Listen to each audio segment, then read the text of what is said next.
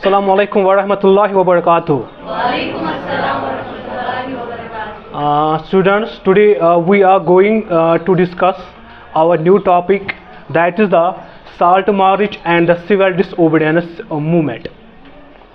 इससे पहले हमने बहुत सारे टॉपिक्स को डिस्कस किया, जिसमें हमने खिलाफत इशू के बारे में पढ़ा, जिसमें हमने सत्याग्रह के बारे में पढ़ा और हमने ये समझा कि स्वराज के माने क्या थे, what was the notion of Swaraj. ठीक है, तो वो भी हम पहले ही डिस्कस कर चुके हैं. लेकिन आज का जो हमारा टॉपिक है वो है salt march and the civil disobedience movement. First जब हम टॉपिक की तरफ देखते हैं तो साल्ट मार्च को हम कहते हैं दांडी मार्च भी. Salt march is also known by the name that is the Dandi march. ठीक है, तो साल्ट मार्च में सबसे पहले जो है यहाँ पे कुछ पॉइंट्स, इंपॉर्टेंट पॉइंट्स मैंने लिखे हैं जो आपको याद रखने हैं as for the exam point of view. तो सबसे पहले यहाँ पे है that is the salt march, Dandi march. ठीक है, साल्ट को यहाँ पे, साल्ट लॉ को यहाँ पे ब्रोक करना है, और वो ब्रोक कौन करेगा? वो करेगा leader that is the Mahatma Gandhi. ठीक है, महात्मा गांधी को अब एक काम करना है, उससे पहले उसको लोगों को यूनाइट करना है, या टू यूनाइट द पीपल. ठीक है, और लीडर का काम यही होता है कि वो लोगों को यूनाइट करता है एक प्लेटफॉर्म पे वो यूनाइट करता है लोगों को किसी मकसद के लिए, किसी एम के लिए. ठीक है, और यहीं पे गांधी जी ने ऐसा किया.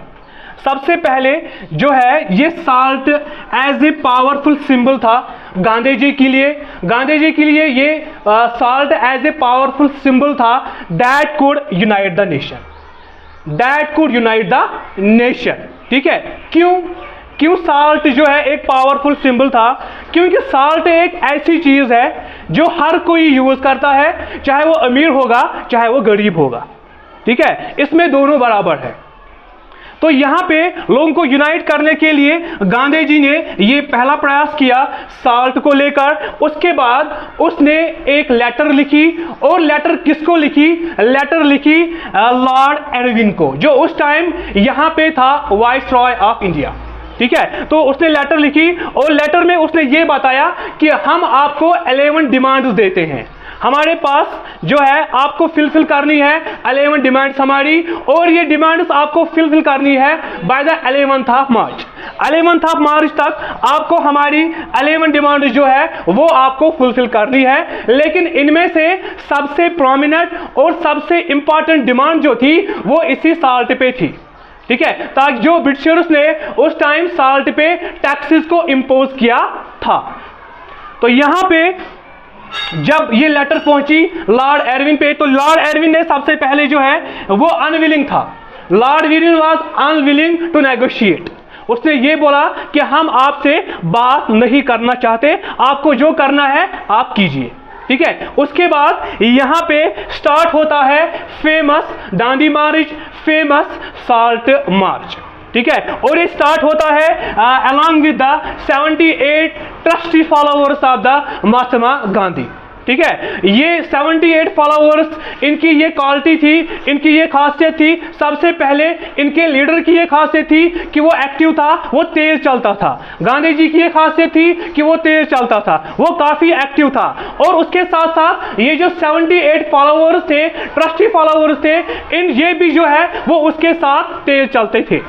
ठीक है, दैट इज वाई सबसे पहले इन्हीं को बोला गया कि आप इसके साथ जाओगे. यहाँ पे स्टार्ट होता है 78 अलॉन्ग विद द 78 फॉलोअर्स. इसके बाद इनको जो सफर तय करना होता है वो होता है 240 माइल्स का, from Sabarmati to Dandi. That is Sabarmati में जो था ये गांधी जी का आश्रम था, वहीं से इनको जो जाना था दांडी तक. दांडी क्या था? दांडी था गुजरात में एक छोटा सा वहां पे एक टाउन था.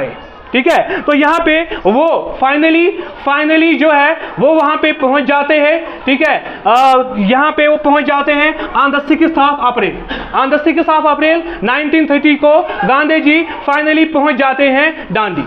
ठीक है, इसके बाद सबसे पहले गांधी जी ने ही इस सिविल डिसओबीडियंस मूवमेंट का आगाज किया, इसकी शुरुआत की. कैसे शुरुआत की? ठीक है, कैसे शुरुआत की? तो यहां पे उसने मैन्युफैक्चर किया साल्ट. सबसे पहले जो अभी उन्होंने ब्रिटिशर्स ने लॉज बनाए थे कि आप साल्ट नहीं बना सकते, ठीक है। तो सबसे पहले गांधी जी ने इस लॉ को तोड़ा और उसने मैन्युफैक्चर किया साल्ट को बाय बॉइलिंग वाटर, ठीक है। तो यहां पे जब यहीं से जो है वो आगाज होता है सिविल डिसओबीडियंस मूवमेंट का। सिविल डिसओबीडियंस मूवमेंट और नॉन कॉर्पोरेशन मूवमेंट में डिफरेंस क्या है? नॉन कॉर्पोरेशन मूवमेंट में आपको ये बताया गया था कि आप ब्रिटिशर्स के साथ कॉर्पोरेट नहीं करोगे, ठीक है। लेकिन यहां पे सिविल डिसओबीडियंस मूवमेंट में आपको ब्रिटिशर्स के लॉज, ब्रिटिशर्स की पॉलिसीज को जो है वो क्या करना है? वेरी गुड, ठीक है। तो यहां पे शुरू होता है अब कंट्री रेबिलियन। कंट्री साइड में भी जो है बहुत सारे लोग इसके साथ साथ गांधी जी का साथ देते हैं। थाउजेंड्स जो होते हैं, thousands broke the salt law, लोग आते हैं और जो है अपने तरीके से जो है वो अब साल्ट बनाते हैं, ठीक है। So this was also the violation, ठीक है, जो इन्होंने अब की ब्रिटिशर्स के खिलाफ, क्योंकि सिविल डिसओबीडियंस मूवमेंट इसलिए बनाई गई थी, ठीक है। यहां पे उसके बाद जो है जो पीजेंट्स थे उन्होंने भी रिफ्यूज किया कि हम रेवेन्यू नहीं देंगे और इसके साथ साथ जो है जो वो टैक्सेस देते थे, ठीक है, चौकीदारी टैक्सेस जो देते थे, तो उन्होंने ये बोला कि हम अब ये टैक्सेस भी पे नहीं करेंगे क्योंकि हम पार्ट है अब इस मूवमेंट का, that is the civil disobedience movement. ये सब देख के जो उस टाइम गवर्नमेंट थी, ठीक है, गवर्नमेंट का क्या रिएक्शन था, ये सब देख के गवर्नमेंट का ये रिएक्शन था कि वो जो है they were worried by these developments which were happening at that time in the India, ठीक है। तो यहां पे उन्होंने किया, सबसे पहला काम उन्होंने किया कि उन्होंने लीडर्स को अरेस्ट किया। उन्होंने लीडर्स को अरेस्ट किया और उनमें से सबसे इंपॉर्टेंट लीडर जो था वो था गांधी जी का, that is the Abdul Ghaffar Khan, Khan Abdul Ghaffar Khan, ठीक है। He was known by the name that is the frontier Gandhi. उसको फ्रंटियर गांधी के नाम से भी लोग जानते थे, ठीक है। He was also known by the name that is the Bacha Khan. He was also known by the name that is the Badshah Khan. He was also known by the, he was also जो है उसको बोला जाता था फखरे अफगान, ठीक है, that is this Abdul Ghaffar Khan, ठीक है। तो यहां पे इस साइड में, क्योंकि जो आज का पाकिस्तान है, पिशावर साइड जो है उसी साइड में ये खान अब्दुल गफ्फार खान इस मूवमेंट को चला रहे थे।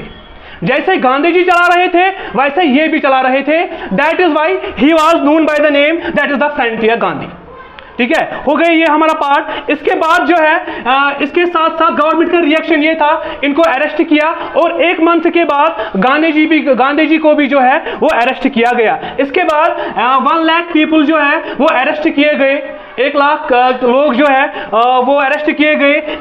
इसको देख के जो है जो एमजी था, जो गांधी जी था, महात्मा गांधी जी था, उसने ये डिसाइड किया कि हम अब इस मूवमेंट को कॉल ऑफ करेंगे, हम अब इस मूवमेंट को आगे नहीं चलाएंगे, क्योंकि यहां पे उस टाइम बहुत सारे दंगे और बहुत सारे फसाद हुए। इसको देख के गांधी जी ने यहां पे एक पैक्ट को साइन किया गया। यहां पे 1 लाख लोगों को जो है वो अरेस्ट किया गया।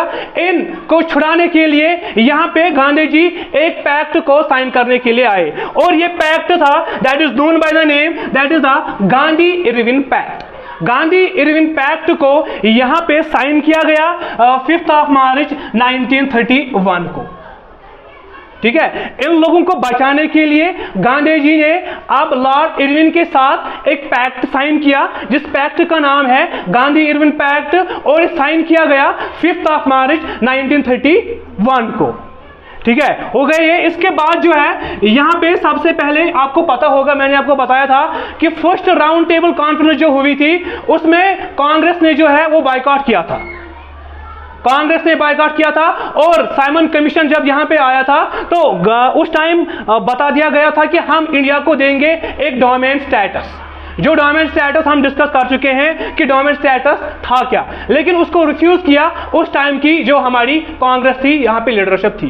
यहां पे जो अब round table, second round table conference होने वाली थी, तो गांधी जी ने ये बोला कि हम इसमें जो है वो पार्टिसिपेट करेंगे, ठीक है। That is why this pact was signed, ठीक है। तो ये लंदन चले गए दिसंबर 1931 में, गांधी जी जो है वो लंदन चले गए, ठीक है। लंदन में नेगोशिएशन के लिए चले गए, लेकिन वहां पे उनको जो है बट रिटर्नर डिसअपॉइंटेड, जो बातचीत वहां पे होनी थी, ठीक है, लेकिन वो बातचीत वहां पे उस टाइप की नहीं हुई। That is why Gandhi ji returned disappointed to the India, ठीक है। तो फिर से वापस आए, जब वापस आए तो यहां पे उन्होंने ये देखा कि एक न्यू साइकिल ऑफ रिप्रेशन है, एक नया साइकिल इन्होंने चलाया है, मेरी जो है मौजूदगी में नहीं, न्यू साइकिल ऑफ रिप्रेशन इन्होंने चलाया यहाँ पे, जुल्म का, तशद्दुद का, बारबरियत का, ठीक है। अभी भी ये खान अब्दुल गफ्फार खान और अभी भी जो है वो जेल में थे, उसके साथ साथ जवाहरलाल नेहरू अभी भी किस में थे,